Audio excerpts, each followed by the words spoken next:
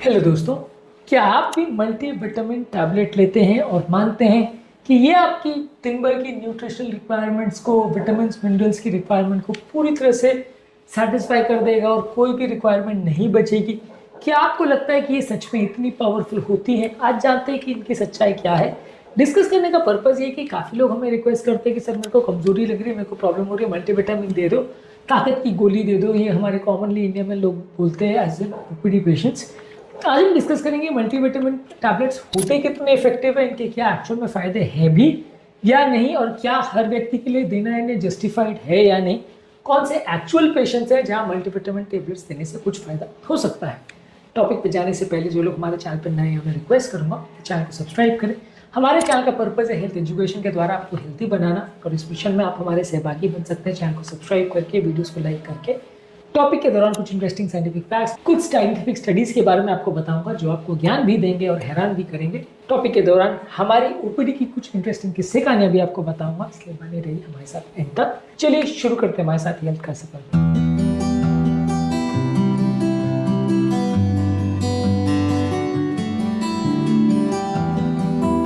क्या आपके परिवार में कोई ऐसा व्यक्ति है जो मल्टीविटामिन के सप्लीमेंट्स लेता है?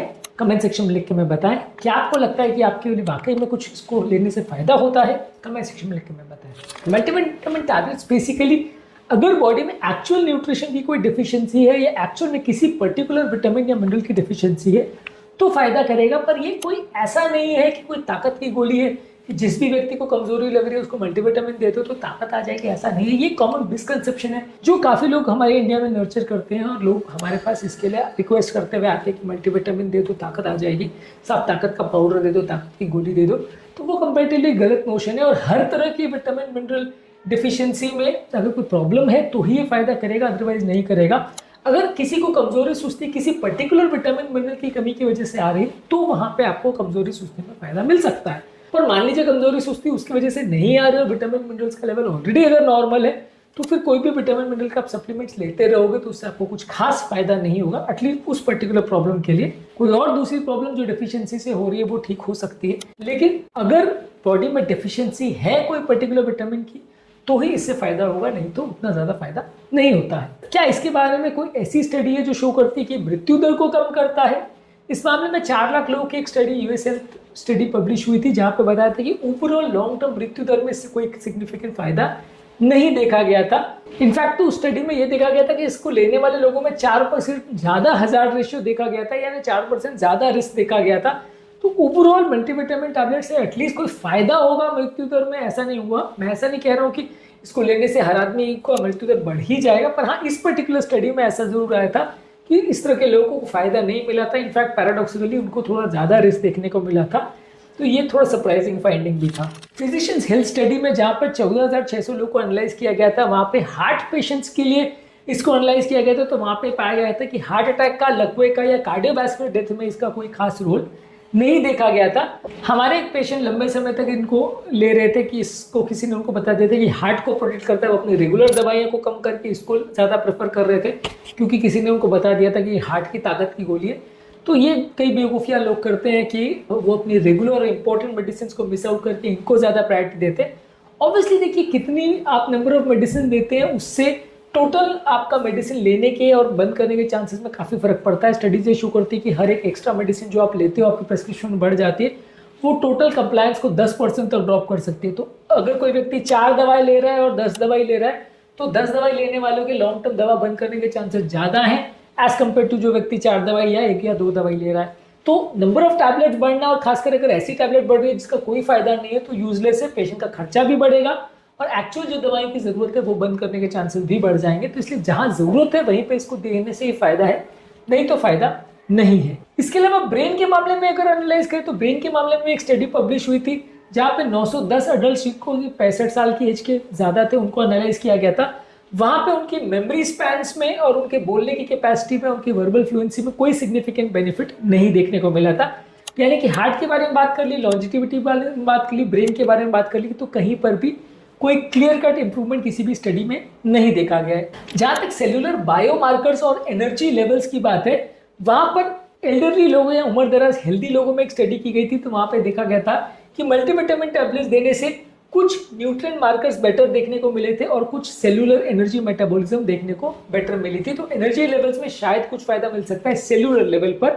इसके अलावा ऑक्सीडेटिव स्ट्रेस कुछ लोगों में कम करता है, यानी कि अगर इसमें एंटीऑक्सीडेंट्स अगर अवेलेबल है तो मल्टीविटामिन सप्लीमेंट्स बॉडी में रिएक्टिव ऑक्सीजन स्पीशीज को कम करते हैं। ये कुछ मिनरल सप्लीमेंट से फायदा मिलता है। ये जो है बॉडी की उम्र बढ़ाने की प्रोसेस को और बॉडी का जहां पर एज रिलेटेड चेंजेस है, कैंसर होने का रिस्क है, उसको कुछ हद तक कम कर सकता है। तो यहाँ पे थोड़ा बहुत फायदा भी है इसका। अगर किसी का न्यूट्रिशन एक्चुअल में कॉम्प्रोमाइज है तो वहां पे फायदा हो सकता है। मान लीजिए अगर किसी व्यक्ति को कोई कैंसर का प्रॉब्लम है, जैसे कि एक न्यूट्रिशन इंटरवेंशनल ट्रायल चाइना में हुई थी जहां पे लोगों को इसोफेजियल यानी अन्ननली का कैंसर था, वहां पर वो उसका न्यूट्रिशन सप्लीमेंट्स के हिसाब से इसको दिया गया था। लेकिन मल्टीविटामिन सप्लीमेंट देने से भी उनका मृत्यु दर में कुछ फायदा देखने को नहीं मिला था। लेकिन हाँ, अगर बॉडी में खाना नहीं जा पा रहा है तो न्यूट्रिशनल डेफिशिएंसी को कम करने में थोड़ा मदद कर सकता है। बेसिकली ये कोई मैजिक बुलेट नहीं, और पीपल इसको ओवर यूज करते हैं। लोग कई बार इसको अननेसेसरी ज्यादा लेते हैं और बहुत ज्यादा डोज में अगर लिया जाए, खासकर फैट सोल्यूबल विटामिन, तो वो बॉडी में ज्यादा जमा हो सकते हैं और टॉक्सिसिटी भी कर सकते हैं। इस तरह के भी पेशेंट्स कई बार आते हैं जो ओवरडोज ले लेते हैं, तो वहां पे फायदा के बदले उल्टा नुकसान भी हो सकता है, टॉक्सिसिटी से भी प्रॉब्लम हो सकती है। तो अब फाइनली इसमें हमें क्या सोचें कि किसके लिए जरूरी है। अगर किसी को डॉक्यूमेंटेड न्यूट्रिशनल डेफिशिएंसी कोई पर्टिकुलर विटामिन मिनरल की, तो वहां फायदा है। कोई व्यक्ति का अगर बहुत पुअर डाइट है कि जैसे उसको खाना ही नहीं खा पाता या बहुत कम खाना किसी चॉइस की वजह से या कैंसर की वजह से या बीमारी की वजह से नहीं खा पा रहा है, डाइजेशन की प्रॉब्लम है, तो वहां ये थोड़ा बहुत हेल्प कर सकती है। किसी को अगर जीआई सर्जरी हुई है, अब्जॉर्प्शन के इश्यूज हैं कि वो खाना अब्जॉर्ब ही नहीं हो पा रहा, पाचन नहीं हो पा रहा उस खाने का, तो वहां पे मदद कर सकता है। प्रेगनेंसी के दौरान या जब बॉडी में कोई एक्स्ट्रा न्यूट्रिशनल रिक्वायरमेंट हो कोई पर्टिकुलर चीज के लिए, जैसे प्रेगनेंसी में फॉलिक एसिड और आयरन ज्यादा लगता है, वहां पर ये डेफिनेटली थोड़ा मदद कर सकते हैं। ओवरऑल अगर बहुत अलग अलग तरह की वैरायटी की आप डाइट नहीं ले पा रहे हो तो ये थोड़ा सा कॉस्ट इफेक्टिव सोल्यूशन हो सकता है, क्योंकि एक पर्टिकुलर आयरन की डेफिशिएंसी अब हो रही है, तो आयरन के लिए डाइट आप करेक्ट करने जाओगे तो बहुत सारे तरह के खाने खाने पड़ेंगे, फिर भी बहुत कम आयरन मिलेगा। तो वहां पे मदद कर सकता है कि वहां मल्टीविटामिन आयरन सप्लीमेंट ले लो तो फायदा हो जाएगा। B12 की सप्लीमेंट है, फोलिक एसिड की सप्लीमेंटेशन है।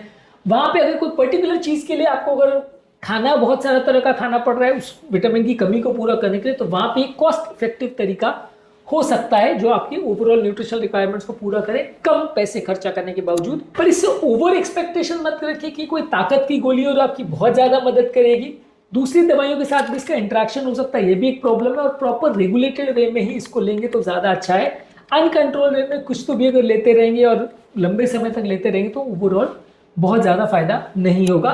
ये आपकी बॉडी की कॉम्प्लेक्स न्यूट्रिशनल रिक्वायरमेंट्स है उसको पूरा नहीं करता है। बस ये है कि अगर कोई पर्टिकुलर चीज का कमी हो तो उसमें आपकी मदद कर सकता है। इसमें कुछ प्रॉब्लम्स भी है लेने के बाद, अब उस पर बात करते हैं। मल्टीविटामिन्स कई बार आपको मिसलीड भी करते हैं कि इसमें आपकी दिन भर की न्यूट्रिशनल रिक्वायरमेंट का 200% है, पर एक्चुअल सच्चाई ये है कि अगर किसी में लिखा है कि विटामिन सी इसमें दिन भर का 200% है, तो बाकी जो एक्स्ट्रा आप लोगे वो किडनी आपको यूरिन में फ्लश कर देगी, वो बॉडी में स्टोर नहीं होगा। तो न्यूट्रिशनल रिक्वायरमेंट जितनी जरूरत है उतना ही होना चाहिए। कई बार अगर ओवरडोज दिया जा रहा है तो वो बॉडी में रुकेगा या नहीं रुकेगा वो भी कई बार पता होना चाहिए, और कई बार आप ओवरडोज लोगे तो फायदे के बदले उल्टा नुकसान भी हो जाएगा। अगर बॉडी में रुकता है तो टॉक्सिसिटी भी कर सकता है। इसके अलावा कुछ मल्टीविटामिन जो है वो मार्केटिंग के हिसाब से ज्यादा बनाए जाते हैं, एक्चुअल बॉडी की रिक्वायरमेंट्स के हिसाब से नहीं होता। उसमें अननेसेसरी हर्ब्स, अननेसेसरी बायोटिन और उस तरह के सप्लीमेंट्स रहते हैं जो कि एक्चुअल में बॉडी को फायदा उतना ज्यादा नहीं करते हैं। कुछ मल्टीविटामिन में लिक्विड फॉर्म में जो बनाए जाते हैं और गमी विटामिन के फॉर्म में बनाए जाते हैं उसमें शुगर ज्यादा जाता है, तो वो उल्टा वजन बढ़ाते हैं और फायदे के बदले कई बार नुकसान भी कर सकते हैं। इसके अलावा कुछ मल्टीविटामिन टैबलेट्स तो होते हैं, सप्लीमेंट्स भी होते हैं, लेकिन वो कितनी अब्जॉर्ब हो रही है अलग अलग उस मल्टीविटामिन में, उसमें भी फर्क देखने को मिल सकता है।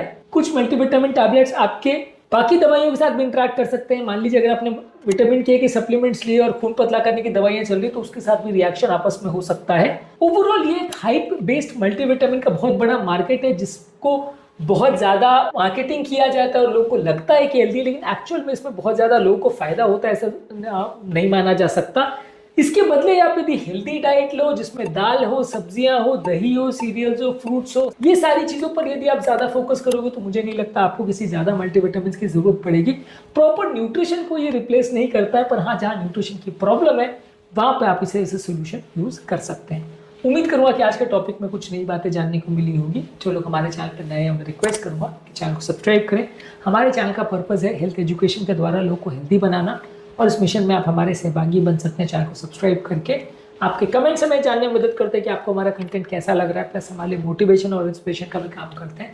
इसलिए वीडियो को देखते रहिए, शेयर करते रहिए और हेल्थ के सफर में आगे